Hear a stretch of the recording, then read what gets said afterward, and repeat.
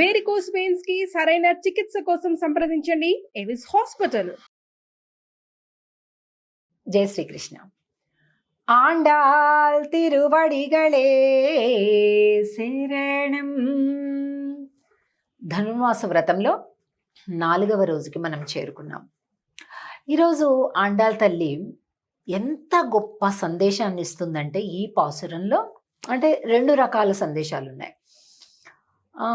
2 కంటే ప్రధానంగా 3 అని కూడా చెప్పుకోవచ్చు. ఏంటంటే, ఒకటి మనందరిలో సమస్త జీవకోటిలో అంతర్యామిగా పరమాత్మ ఉన్నాడు. లోపల ఉన్నాడు, గుర్తించు. చాలా విషయాలు మనం గుర్తించక మనం నష్టపోతుంటాం కదా లోకంలో. అరే ఇది ఇలా చేయాలని తెలియదే, అలా అయిపోయిందా, అరే ఆ పని చేస్తే ఎంత బాగా నాకు కలిసి వచ్చేది, అట్లాగా అంటుంటాం కదా.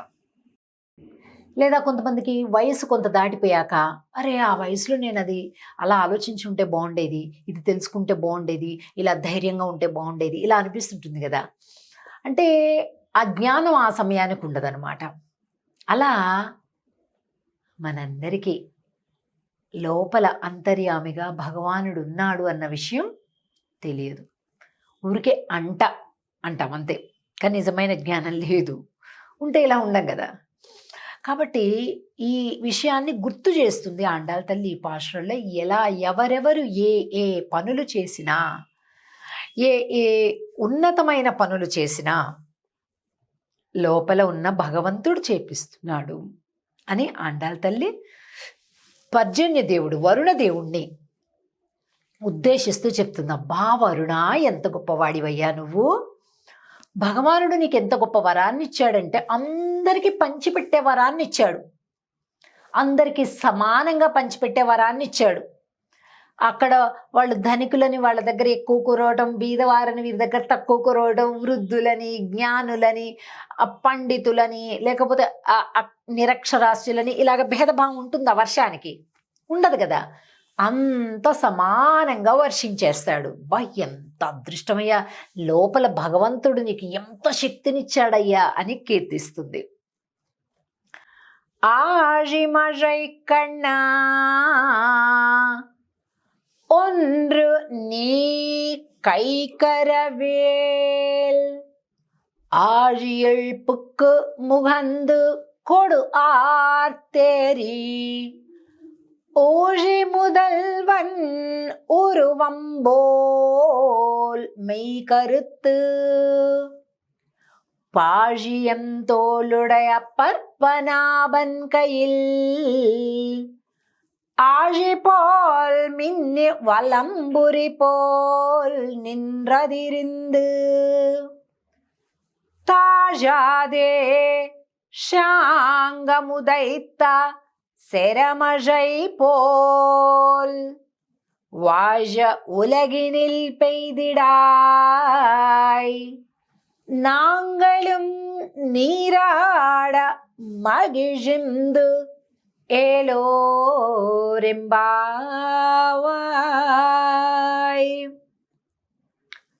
మగిజిందు.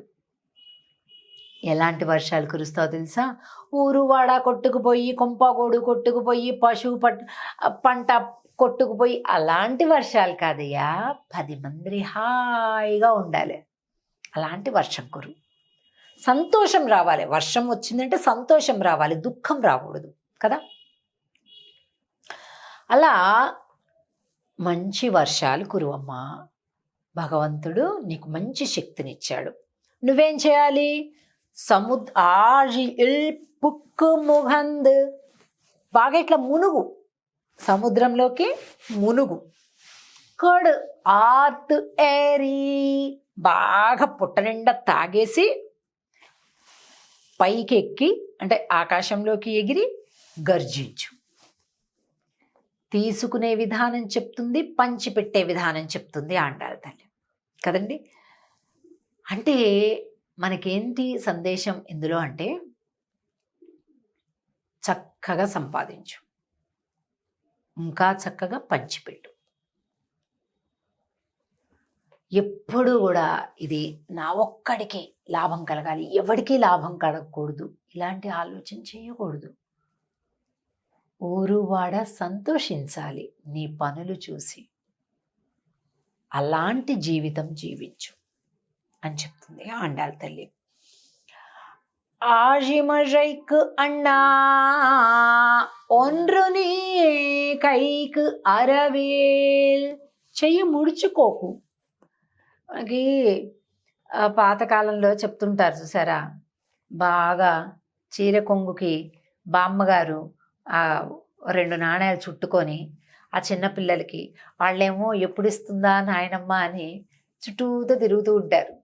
ఆమెకి కాళ్ళు ఒత్తుతూ, ఆమెకి ఏదో ముచ్చట చెబుతూ, ఆమె ఏదో 2 మొట్టికాయలు వేస్తే పడుతూ అలాగే తిరుగుతూ ఉంటారు. ఈవిడ జీవితాంతం అమ్ముడిప్పదు. వీళ్ళు ఇలా తిరుగుతూనే ఉంటారు ఆమె మంచం చుట్టూ, ఆవిడ చుట్టూ. అంటే ఇదేం ఈ మధ్య కాలంలో ఇలాగేం లేదులేండి, ఒకప్పటి సంగతి. అలా అంటే ఇలా ముడుచుకోవడం అన్నమాట. ఎప్పుడైనా గుర్తుపెట్టుకోండి, ఎంత ముడుచుకుంటూ ఉంటే అంత కలిసి రాదు. ఒక కోతి ఉందట. ఆ కోతి ఒక కుండలో ఏవో ధాన్యం గింజలు ఉన్నట్టుగా చూసింది. వెంటనే అక్కడికి పరిగెట్టుకుపోయింది, దానిలో తీసుకోవాలి అని చెప్పి అందులోకి చెయ్యి పెట్టింది. చెయ్యి పెడితే ఆ లోపల ఉండే ధాన్యాన్ని, దానికి కావాల్సిన గింజలను పట్టుకొని బయటికి తీస్తుంటే రావడంలే చెయ్యి, రావడంలే. అర్థం కాలే, ఏం చేయాలో అర్థం కావట్లేదు దానికి. వెంటనే ఇక్కడికి వెళ్ళి అందరికీ తన బాధని చెప్పుకుంది. ఇలా ఉంది, ఇలా ఉంది రావాలి, ఇలా ఉంది రావట్లేదు అని. అక్కడే ఒక సాధువు ఉన్నాడు. ఆ సాధువు దగ్గరికి వెళ్ళింది.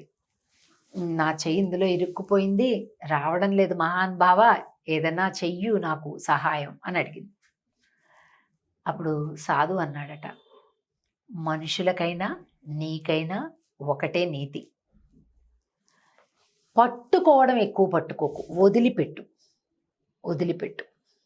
వదిలిపెడితే నువ్వు బంధాల నుంచి, ఆవేదనల నుంచి, ఆక్రందల నుంచి బయటకు వస్తావు. చూడండి, చాలామంది ఎంత స్ట్రెస్ అయిపోతుంటారు, బాగా మీదకి లగేజ్ వేసుకుంటారు, అంటే కనిపించని లగేజ్. బంధుత్వాలు, బాంధవ్యాల వల్ల వచ్చేటటువంటి లగేజ్, భారం, అన్వాంటెడ్ లగేజ్ అంటారు దీన్ని. బాధ్యతలు తప్పు కాదండి, బాధ్యత తప్పు కాదు, గుర్తుపెట్టుకోండి, రెండిటికి తేడా ఉంటుంది. బాధ్యతలు ఎప్పుడూ ఉండాలి, బాధ్యత విస్మరిస్తే మహాదోషం. కాబట్టి బాధ్యతలు ఉండాల్సిందే, కానీ మితిమీరని బంధుత్వం, మితిమీరిన మమకారం ఏం చేస్తుందంటే ఎదుటి వారి బాధ్యతలను కూడా తననెత్తినేసుకుంటుంది.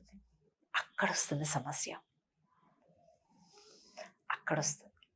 కనుక అలాంటివి ఇలా వదిలిపెట్టాలి, వదిలిపెడితే ఫ్రీడమ్ వస్తుంది. కనుక మనిషి అయినా అదే, హే మర్కటమా నువ్వైనా అదే చేయాలి, వదిలిపెట్టు. ఆ సాధువు చెప్పిన దాని మీద ఆ కోతి వెంటనే ఆ కుండ లోపలే చెయ్యిని ఇలా వదిలిపెట్టింది. ఆ ధాన్యం కింద పడిపోయింది, కానీ చెయ్యి మాత్రం బయటకు వచ్చింది కదా. అలా మానవ జీవితంలో మనిషికి ఇవ్వటం తెలియక, పంచటం తెలియక, మితిమీరినటువంటి స్వార్థంతో నేను, నా కుటుంబం, నా భార్య, నా పిల్లలు, మిగతాదంతా ఏమైపోయినా నాకు అక్కర్లేదు, ఇలాంటి ఒక చాలా అసహ్యకరమైనటువంటి స్వార్థ భావన, మితిమీరిన స్వార్థ భావనతోటి మనిషి పాడైపోతున్నాడు. కనుక అలా కాదు, పంచుకుంటూ పెంచుకో, అందరూ సస్యశ్యామలంగా ఉండాలంటూ సమాన బుద్ధితో చూసేటటువంటి ఒక నీతి ఈ పాశురంలో ఆండాళ్ చెప్తుంది. అప్పుడు ఎలా ఉంటుందట, కార్మేని సెంగన్ కదిర్మదియం బోల్ ముగత్తాన్ నారాయణనే నమ్మకి అని అంటారే, అలాగా కార్మేని, భగవానుడు ఏ రంగో మేఘంది ఆ రంగే. భగవంతుడు రంగుని చెప్పాలంటే ఏమని చెప్తామండి, నీలిమేఘ శ్యాముడు అంటాం. అంటే మేఘము రంగు భగవంతుడికి చెప్పాం. అసలు భగవంతుడిని ఎవరితోనైనా పోల్చగలమా? పోల్చలేము. కానీ మేఘంతో పోలుస్తున్నారు. అంటే అది ఎంత అదృష్టం చూడండి. ఎప్పుడైతే విడవడం వస్తుందో భగవంతుడితో సమానం అని చెప్తుంది ఆండాళ్ తల్లి ఈ పాశురంలో. వర్షము సమృద్ధిగా రావాలి, మంచి వర్షాలు రావాలి అంటే ఈ పాశురాన్ని మనం సేవించుకోవాలి. మళ్ళీ తిరిగి 5వ పాశంలో కలుద్దాం. ఆండాళ్ తిరువడిగళే శరణం. జై శ్రీకృష్ణ.